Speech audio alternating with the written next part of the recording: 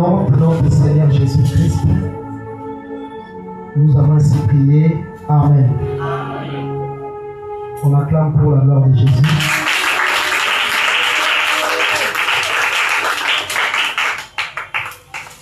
Daniel chapitre 1er.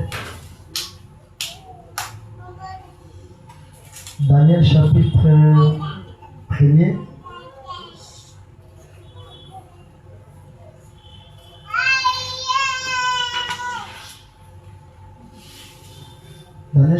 1er, verset 1er. Je vais prendre quelques versets, j'ai lu au nom de Jésus. La 3e année du règne de Joachim, roi de Juda, Nebuchadnezzar, roi de Babylone, marcha contre Jérusalem et la siégea. Le Seigneur les livra entre ses mains, Joachim, roi de Juda, et une partie des ustensiles de la maison de Dieu. Nebuchadnezzar emporta les ustensiles au pays de Chinéa, dans la maison de son Dieu. Il les mit dans la maison du trésor de son Dieu. Le roi donna l'ordre à Shipénaz, chef de ses eunuques, d'amener quelques-uns des enfants d'Israël de la race royale ou de la famille noble, des jeunes garçons sans défaut, corporels, beaux de figure, doués de sagesse, d'intelligence et d'instruction, capables de servir dans le palais du roi, et à qui l'on enseigne les lettres et la langue des Chaldéens. Le roi leur assigna pour chaque jour une portion de mets de sa table et du vin dont il buvait, voulant les élever pendant 3 années, au bout desquelles ils seraient au service du roi.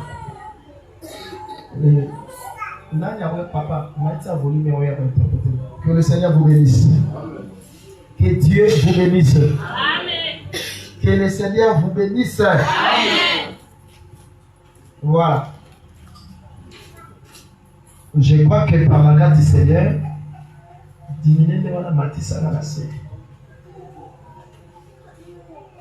je crois que par la grâce du Seigneur, nous sommes en train de parler sur les livres de Daniel. Beaucoup à Daniel.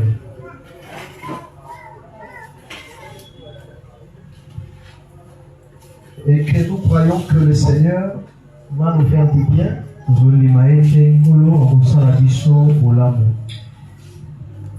Et nous parlons sur le livre de Daniel parce que c'est important. Ça contribue à notre marche sur la terre. Et je crois que vous serez tellement bénis. Et vous comprenez beaucoup de choses dans ce livre. Le dimanche, nous avons montré comment est-ce que la déportation d'Israël a eu lieu.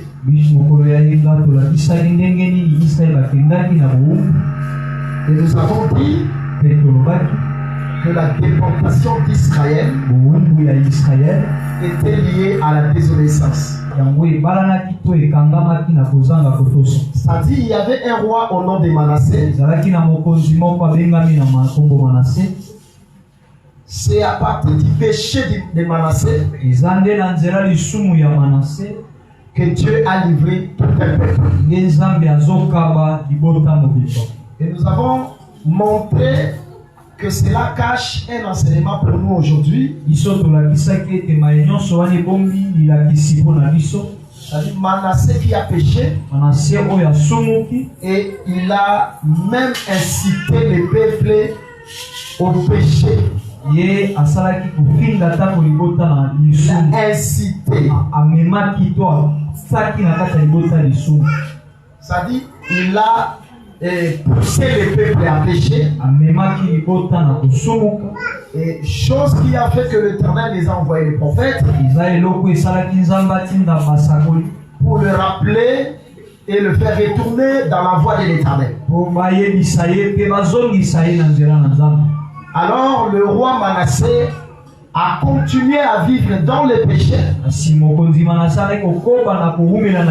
jusqu'à faire écouler le sang innocent. Et Dieu a décidé de détruire Israël à cause du péché de Manassé. Et nous avons dit ceci. Nous avons dit que Manassé, qui par son péché a incité les peuples à reproduire les mêmes péchés, il représente le sacrificateur qui poussait le peuple à ne pas croire à Christ. Le sacrificateur qui poussait le peuple à ne pas croire à Christ. C'est-à-dire quand Christ est venu sur la terre, c'était lui l'incarnation de la parole de Dieu faite chair. Mais le sacrificateur, au lieu de conduire le peuple à croire à Christ, ils n'ont pas crié au Seigneur. Et c'est à partir de cela que le Seigneur leur avait dit ceci. Vous sacrificateurs, vous avez vu la porte du royaume, vous n'avez pas voulu entrer, et vous fermez même cette porte-là pour empêcher au peuple de ne pas entrer. Et nous avons compris que c'est lui qui permet au peuple de craindre le Seigneur. C'est le chef du peuple. Ça dit sa vie, sa conduite. C'est tout un enseignement pour le peuple d'Israël. Ce sont des choses que nous avons dit. Ça dit c'est par le péché des chefs que tous les peuples ont été livrés entre les mains du roi Nebuchadnezzar. Et ce n'est pas de nouveau toutes ces choses. Parce qu'en réalité, le texte dit ceci. C'est par le péché d'Adam que toute l'humanité était livrée entre les mains sous la domination de l'ennemi. Ce qui était, c'est ce qui est, et c'est ce qui se fera. Que le Seigneur vous bénisse. Que Dieu vous bénisse. Écoutez très bien. Et ce sont des choses que nous étions en train de démontrer. Parce que si vous prenez Zacharie chapitre 7 verset 11, le texte dit, quand Dieu a parlé à son peuple, le peuple a endurci le cœur. Et ils ont eu l'épaule rebelle. C'est-à-dire l'épaule rebelle représente les chefs qui se révoltent contre la loi de l'Éternel. C'est-à-dire ceux qui faisaient en sorte que le peuple d'Israël ne puisse pas obéir. C'était le chef du peuple. Et voilà pourquoi quand le Seigneur est venu, il leur a dit, afin que retombe sur vous tous les saints innocents que vous avez laissés. Et il promet que le temple sera détruit. Ça dit ce qui s'est fait, c'est ce qui a été répété par le Seigneur. Que le Seigneur vous bénisse. Maintenant écoutez qu'est-ce que je vais dire ici.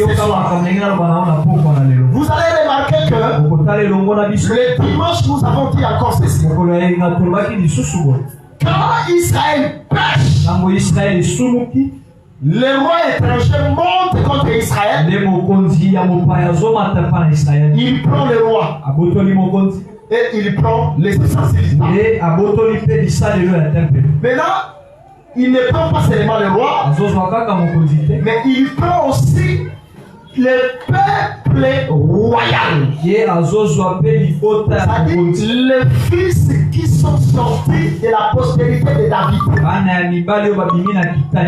Et c'est de la famille noble. Il les amène captifs dans le pays de Babylone. Maintenant, quand ils sont descendus dans le pays de Babylone, et nous avons dit qu'en Israël, il n'y aura plus de roi et il n'y aura plus de culte. Parce que quand les rois dépouillaient les rois et les choses du temple, ce mouvement était prophétique. C'était une manière de montrer comment est-ce que Israël restera incapable. Israël perdra la royauté et il va perdre les cultes. Tout ça à cause de la mort de l'innocent. Et nous avons expliqué le véritable innocent. D'après Matthieu chapitre 27, verset 1 jusqu'au 4e verset, c'est la version d'Internet. Ça dit Jésus, quand il est crucifié à la croix, Israël n'aura plus de culte. Et Israël n'aura plus la royauté. Maintenant la royauté descend chez les nations. Ça dit chez nous, il y a la royauté et il y a le culte. Soyez les noms de Jésus. Ça dit chez nous, il y a la royauté, il y a le culte. Voilà pourquoi vous allez remarquer lorsqu'on allait crucifier le Seigneur à la croix, le Seigneur Jésus a répété les mouvements. Il ne pouvait pas entrer dans la maison de Pilate. Souvenez-vous que Pilate c'était un païen. Il était un étranger. C'est-à-dire le Seigneur Jésus ne pouvait pas entrer chez Pilate. S'il ne commence pas tout d'abord la marche chez Caïphe. Soyez le nom de Jésus. J'aimerais me rassurer que tout le monde m'écoute. Soyez le nom de Jésus. Suivez l'enseignement, je vous en supplie.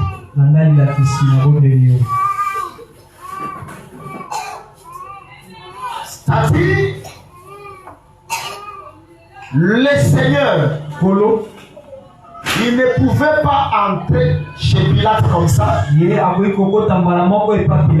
ne commence pas chez Caïphe, il vient chez Hérode. C'est alors il entrera chez Caïphe. Alors tous ces mouvements étaient ma prophétique pour nous. Parce que le Seigneur Jésus, ce mouvement qu'il faisait cachait un enseignement. Regardez, quand le Seigneur entre chez Caïphe, Caïphe il a dit, es-tu le fils de Dieu? Le Seigneur dit oui, tu l'as dit. Et directement Caïphe il déchira son vêtement. Or en réalité, le déchirement du vêtement annonce la fin d'un sacerdoce. C'est que vous allez voir le jour où Saül avait déchiré les vêtements de Samuel. C'était à ce temps-là que Samuel avait prophétisé sur la fin de son règne. C'est-à-dire quand le Seigneur entre chez Caïphe, il a dépouillé Caïphe des vêtements. Donc pour dire que Caïphe n'est plus souverain sacrificateur. Il n'y a plus de sacerdoce en Israël. Et il entre chez Pilate, chez Hérode. Quand il est entré chez Hérode, là-bas, le Seigneur en entrant chez Hérode, Hérode va lui poser cette question. Et tu es roi des Juifs? Le Seigneur dit oui, bien dit. Hérode ôta son vêtement et le vêtit le Seigneur pour dire que désormais en Israël il n'y a plus la royauté. En Israël il n'y a plus de sacerdoce. Mais là c'est alors le Seigneur entrera chez Caïphe, donc chez Pilate. Et quand le Seigneur entre chez Pilate, lisez bien les textes bibliques. Les sacrificateurs et le peuple n'ont pas voulu entrer chez Pilate parce qu'ils ne voulaient pas s'essuyer. C'est en réalité Pilate qui reçoit le Seigneur. C'est l'image de des nations qui reçoivent aujourd'hui le Seigneur. C'est-à-dire l'église aujourd'hui, il a la royauté.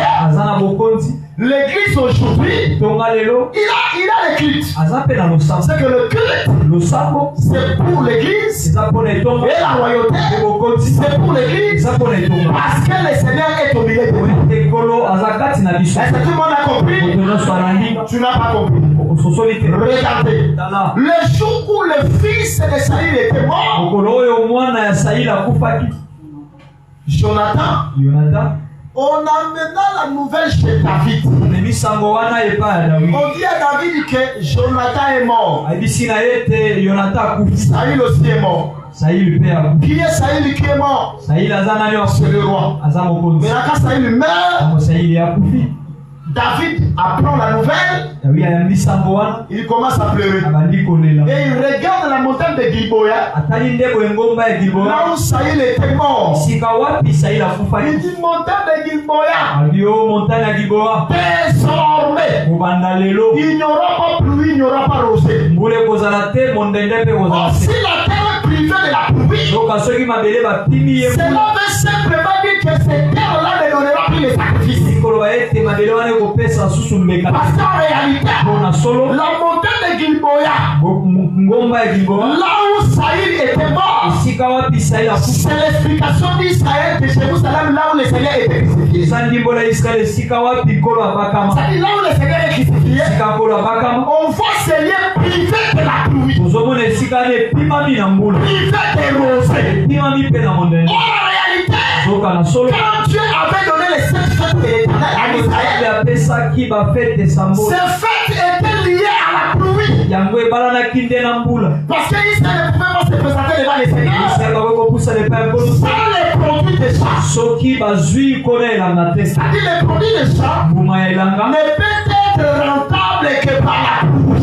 Mais dans la mort d'un roi, arrête la pluie et la terre ne donnera plus ses plantes. Ce qui revient à dire désormais en Israël, parce que le roi est parti, il n'y a plus de culte.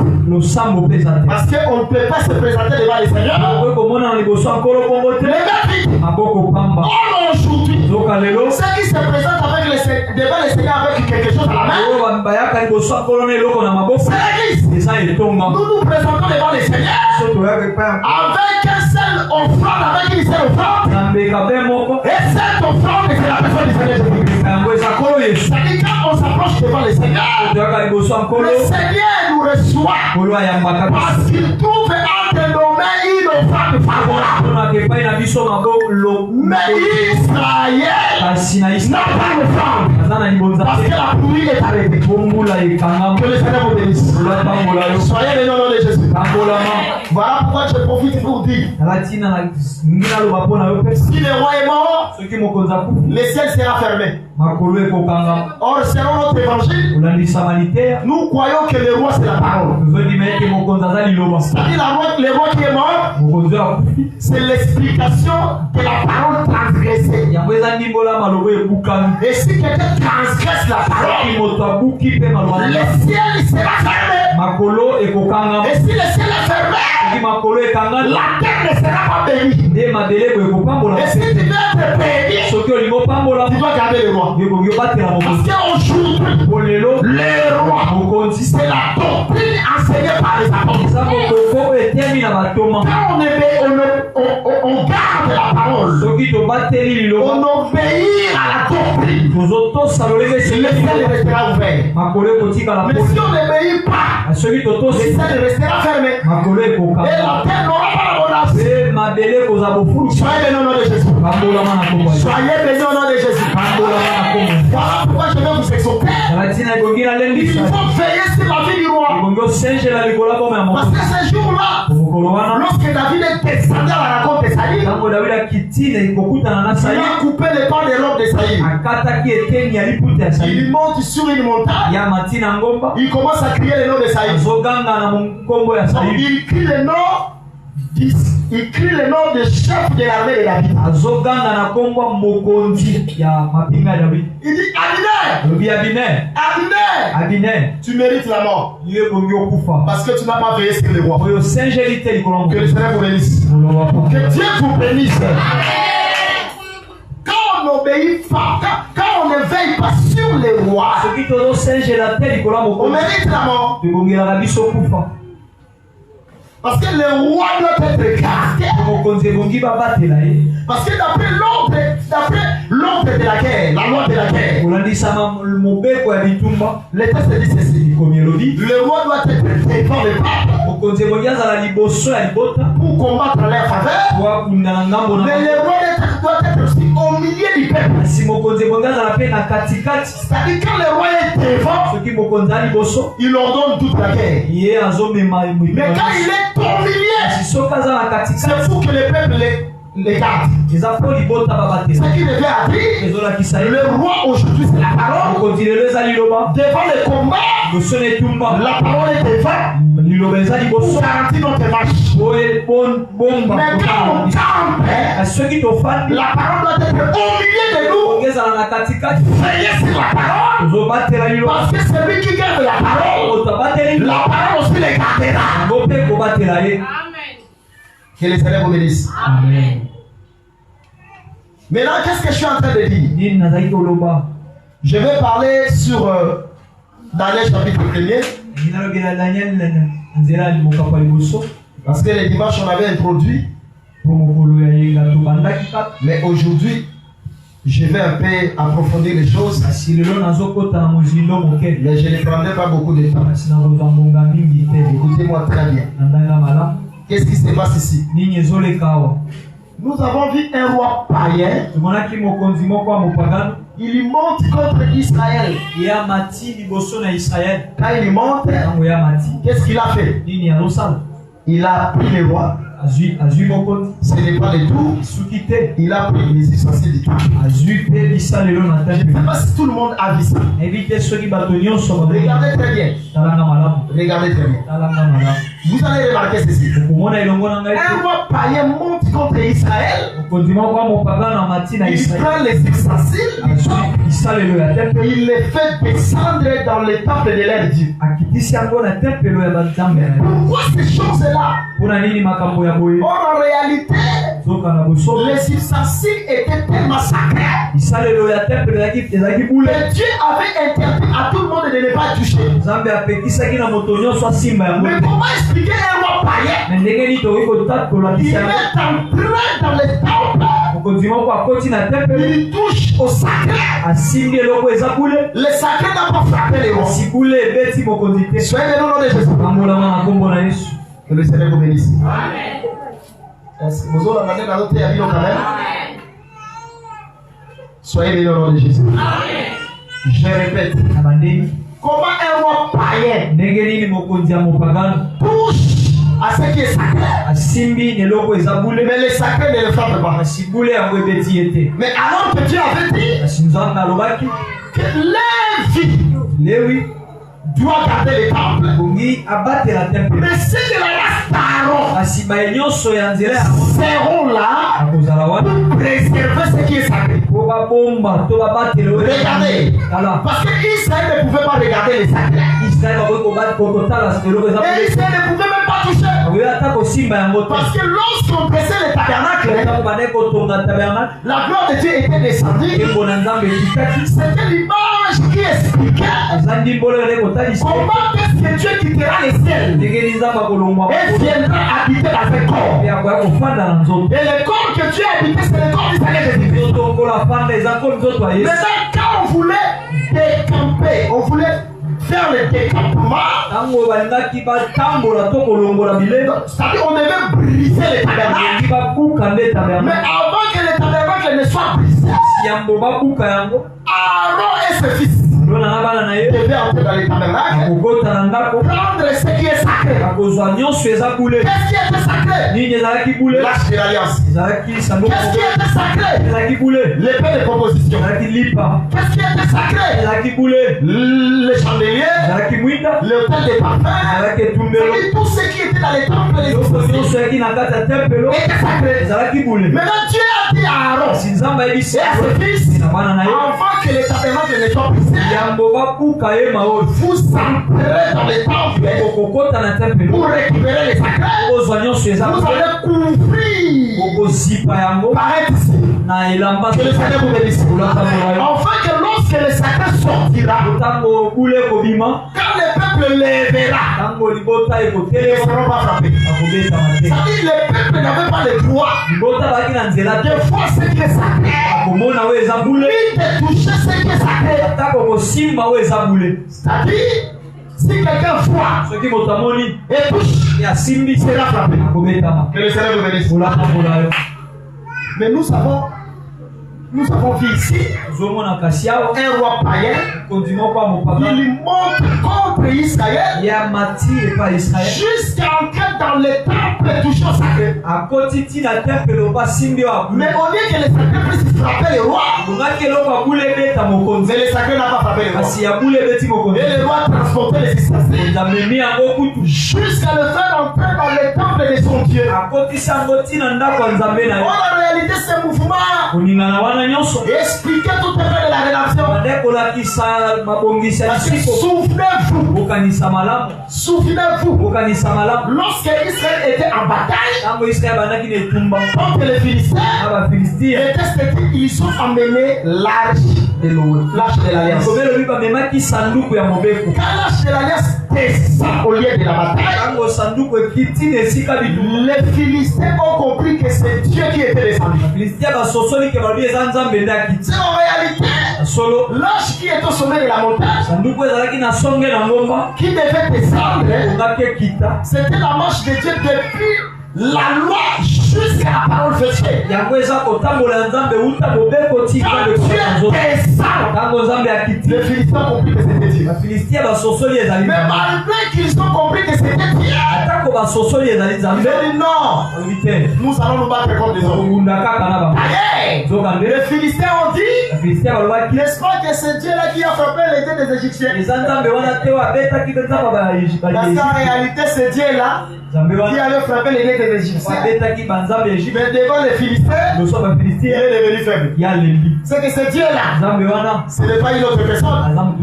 Parce que lorsqu'on le frappait, il est devenu faible. On lui demandait, fais des miracles que tu faisais à Capernaum, fais des miracles que tu faisais à Jérusalem. Je ne sais pas si vous avez compris. En réalité c'est Dieu là qui avait frappé les dieux des Égyptiens. C'est la personne qui faisait. Quand il marchait dans les rues de Jérusalem, il frappait les démons. Mais à la croix de Golgotha, il est devenu faible. C'est-à-dire les Philistins ont transporté l'arche. Ils ont amené l'arche dans les temples de Dagon. En réalité, quand l'arche est entrée dans les temples de Dagon, c'était pour accomplir une œuvre. Soyez les noms de Jésus. C'est Dieu qui est devenu faire de la croix. Il ne voulait pas détruire le monde.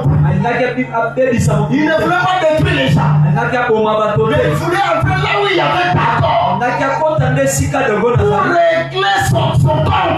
Parce qu'en réalité, Dagon, c'est l'explication du diable qui habitait dans le temple, qui est le séjour des morts. Et dans l'âge, ça nous devait descendre au séjour des morts, rencontrer les diables pour détruire celui qui avait les puissances de la mort. C'est-à-dire quand l'âge a frappé Dagon, l'âge ne restera plus dans les temples. L'âge devait sortir du temple, frapper les Philistins et retourner à Jérusalem. Que le Seigneur vous bénisse. L'âge est entré seul Il a frappé Dagon. Il a frappé les Philistins. Et il retourne à Jérusalem seul. Jésus, il est descendu au séjour des morts. Seul. Il a frappé les diables. Seul. Il a frappé les démons. Seul. Et quand il fait retourner à Jérusalem, il y aura deux peuples qui vont accompagner son retour. Retourner à Jérusalem, c'est la résurrection du Seigneur Jésus. Voilà pourquoi lors de sa résurrection, on a vu les deux pères. Les deux pères. On a vu les deux pères qui étaient l'explication des deux anges qui étaient au sépulcre du Seigneur. Annonçant que le Seigneur est ressuscité. Ça dit celui qui est en plein. Il a vaincu et il sort seul. C'est lui le véritable qui mérite l'adoration et les acclamations. Il s'est nommé Jésus de Nazareth. C'est ça le cœur. Les ustensiles qui est descendu. Les ustensiles qui sont faibles. Les ustensiles ne resteront pas toujours. Les ustensiles devaient remonter encore. Voilà pourquoi quand les ustensiles étaient descendus, le roi Belshazzar commença à jouer avec les ustensiles. Alors il est apparu. Que le Seigneur vous bénisse. Oh, que Dieu vous bénisse.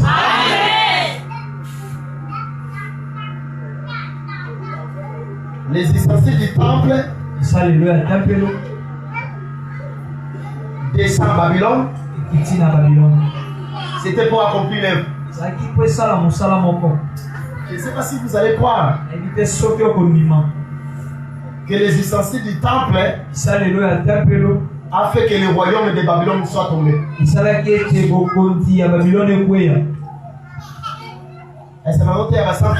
Amen. Amen.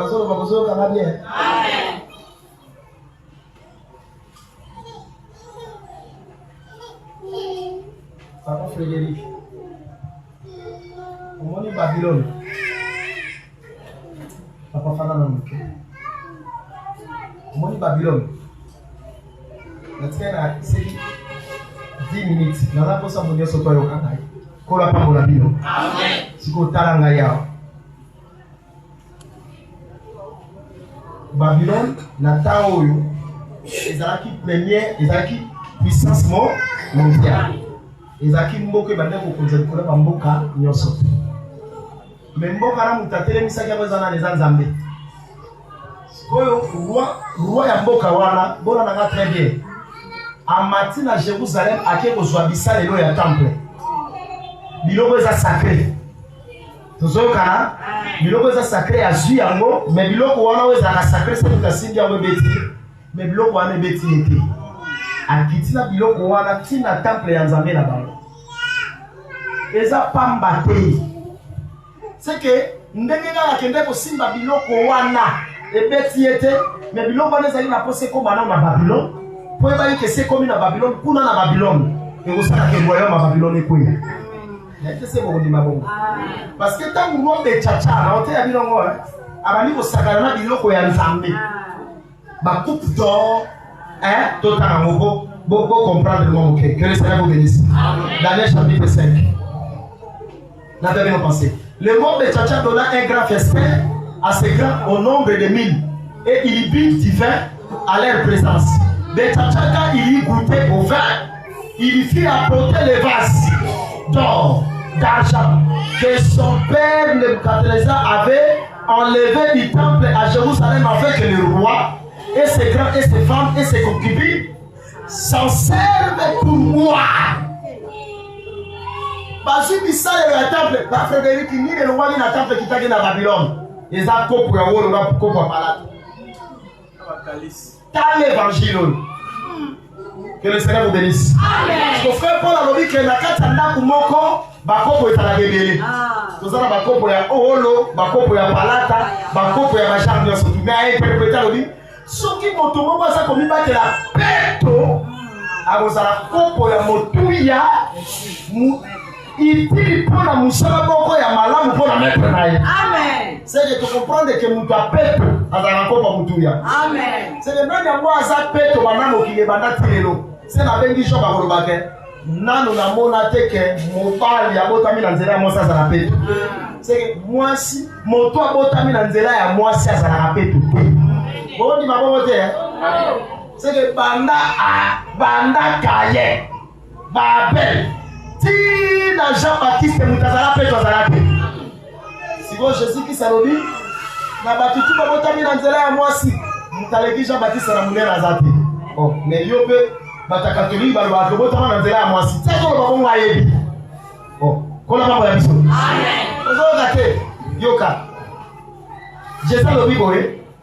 Bato nyoso ti babotami na nzela ya moi si mutaleki Jean-Baptiste zati. Bon, na tuna nno mutuna. Jésus botama na nzela nani? Si Jésus solo babongo en quelque question tana leko ba ya botama na nzela moi si. Boye na minote. Si vous avez interprété à vie, mais le plus petit dans le royaume est plus grand que Jean-Baptiste. C'est le plus petit. C'est allez au bagage. Batotu badima na nzela moi si na mobalo. Mon tapé ton satan.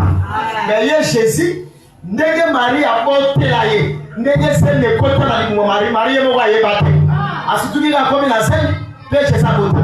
So Jésus a pena kopo ya solo o etikala ko sala salite pe. Amen.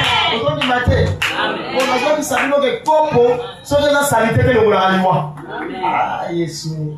Pe futa la nyongo ya bato. Amen. Ozo ni mabongo. Amen. Tala. Élisée tamazo kende kwa komi na Jéricho, bata Jéricho batenge papa kota na mboko. Nous sommes na toza na biso bien.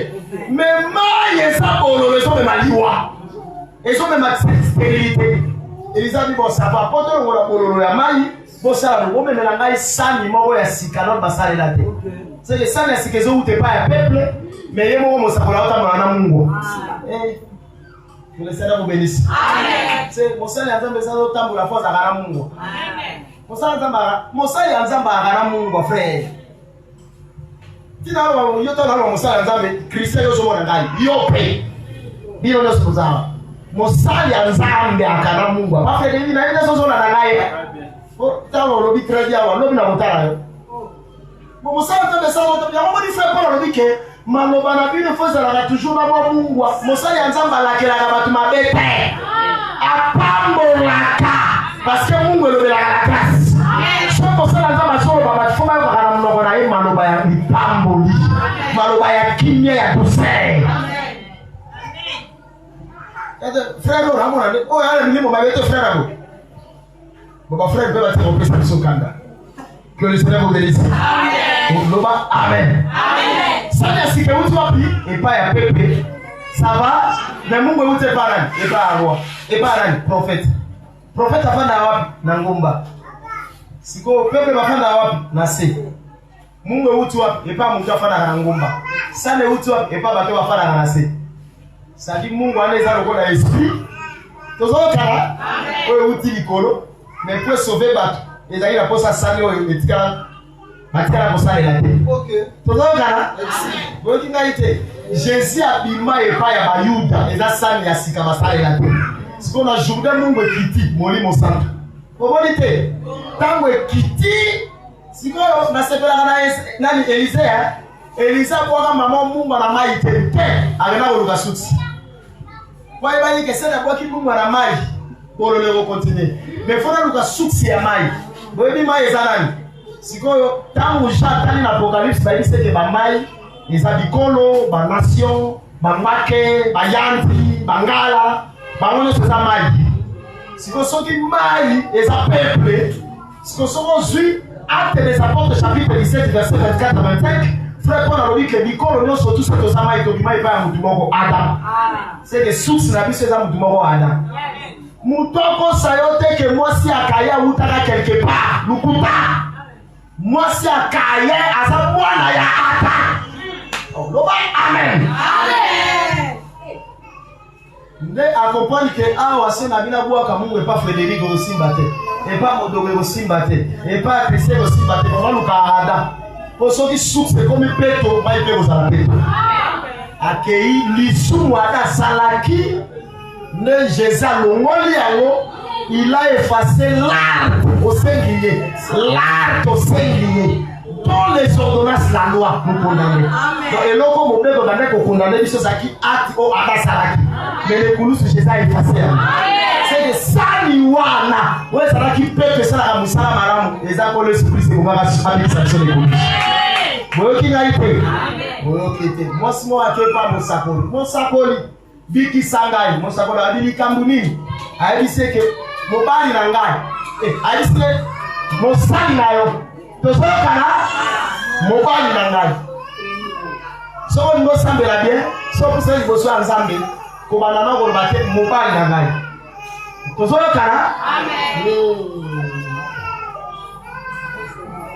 ko le sama mola biso amen c'est na kata litea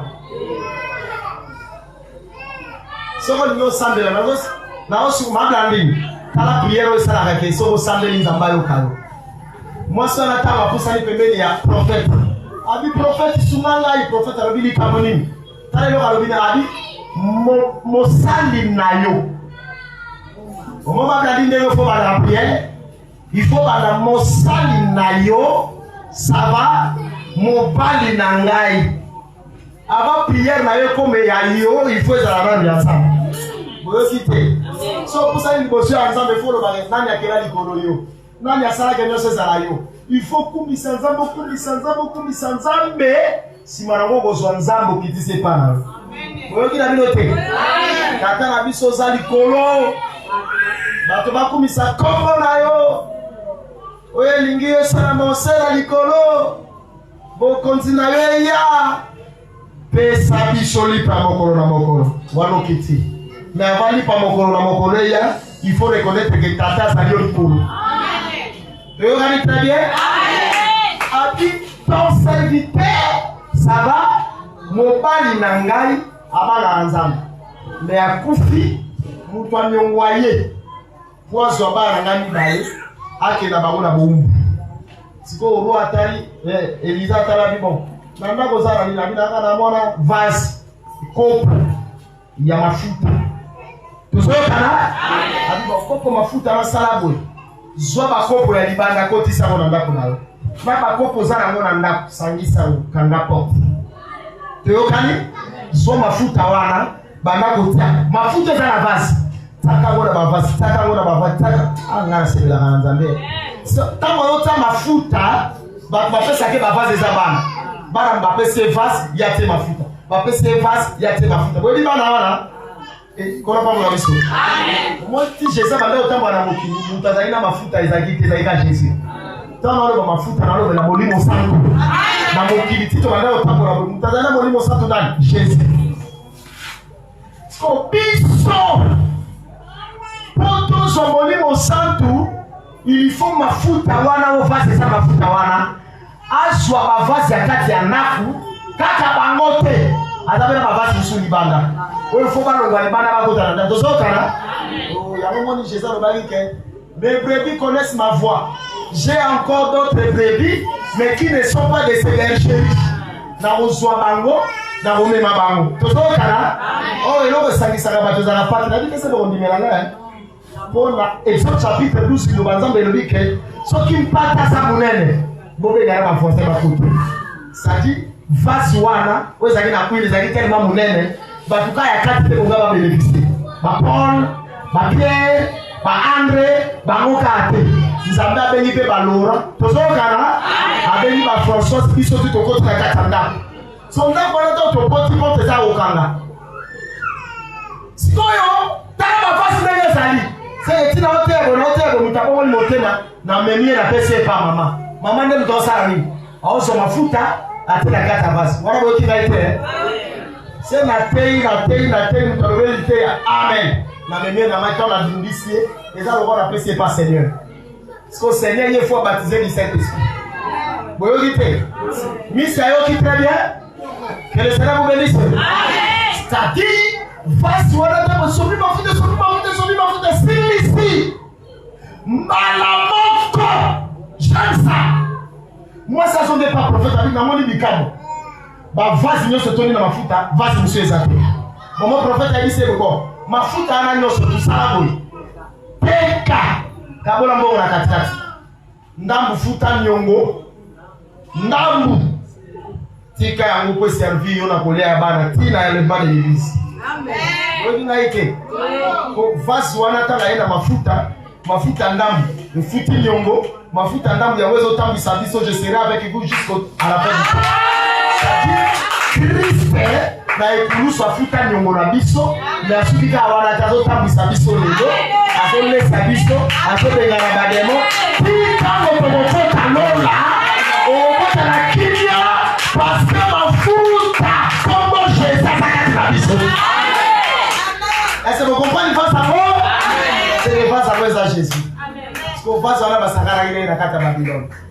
Or rona ta na hotel abino na kata itea. Tama bano sakana na vazi kaboye bazopi na baoseka. Na hotel abino na prophétie. Na hotel abino je dis hotel abino na révélation, mais tama ya koma na Daniel chapitre 5 hotel abino na prophétie. Tama sakana na vazi baoseka na vazi pata bolobo komo bwe bimi. Et comme na munoko mboka na bango bakoki otanga te. Nzambe akokomela yo lobiko na lingala mais soko benga matoko kotanga te. Nzambe ata komi makambo na Bible soko za professeur ya université ya Inikini atoza na badoktora ndenge nini wana tosa balimbulelo ngopoko comprendre te. Amen. Et comment bina munoko mboka na bango bebaki kotanga te o na ko expliquer pourquoi bazwaki ba Daniel faut pas lier pour ma pète pour pas la kisa on ne batala langue ya nini ya Babylone. C'est mutaïba ikotanga na isnani na Babylone mombezaki Daniel Meshach Shadrach Abednego. Ya omoto abengi Daniel ayebwe akomi liboso mira ya tangi mene petere fateli malade. Mama alimbo la bi roi nzamba pese royaume nayo. Amoni royaume nayo oza pepele. Na wao ndo walikuwa frère o pese te. O pesa na Bible. Oh. Ndabasiyo atona balasi o presente yamasu ya bwaki kola balasi yo etasolo ngo bakisali na suka wa omoni kelo no mozalo bikina no te TikTok to bozoka na mama mesa leo na lembisi mesa po na mona ibozoka na susi dimanche que le Seigneur vous bénisse. C'est que nous savons que shit ya royaume salama les gens parce que basakali na vase. C'est que vase aller utakana palais royal et utakana Jérusalem et kiti na Babylone basakali nango nzamba tombo qui a frappé roi wana. Ya mona ngina lo bana mukuse que ba vase lelo ezali limbola ya bana nzambe. Onde toza awa.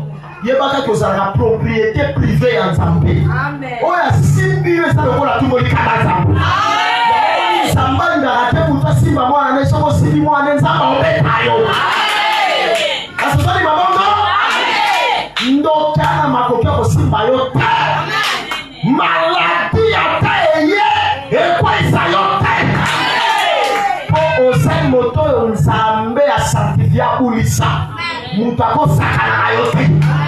Yango fondi makaitantite na yo ko wana na kaitantite ko sangi ya kolia ozo zwate ndima ko zamana ya nzambe ata ba twa ba biso toza minene yebisa ba wata na munene te mele sasele pana na kana mutu ale kiba tuso na munene ko sana nzamba le kiba tuso na munene te ko za munene ato za mulaite mele sasolo za mutu za mulai ko sera sio atombolo na mapeko komona nyoso Goliath atale gani bati yoso tuna mulai David mukuse nataki confiance na nzambo aleki Goliath na mulai yango ko isa David c'est que mutu ko simba yo nzamba ko sachake na ye oya ko simba bana na yo nzamba ko sachake na ye aso ndimi bongo wono te tele mali kolo to baemo e pa ya nzambe Kendo sambena, lobara nzamba sa no vase d'honneur. La natiche de prière, kobayete. Lobara nzamba sa no vase d'honneur. Oza popo mutuya. Oza le loko moko ya tina. Oza mutu mususu. Lisumu ekomisa na biso tina te. Okomi lokola bouchon malongola na molangi tina nango eza te. nekoloba na nzambe akomiso valeur. Place on va critiquer qui on va honorer yo. Place on va voir qui ça on va comprendre que ça qui n'a valeur. Aujourd'hui la visite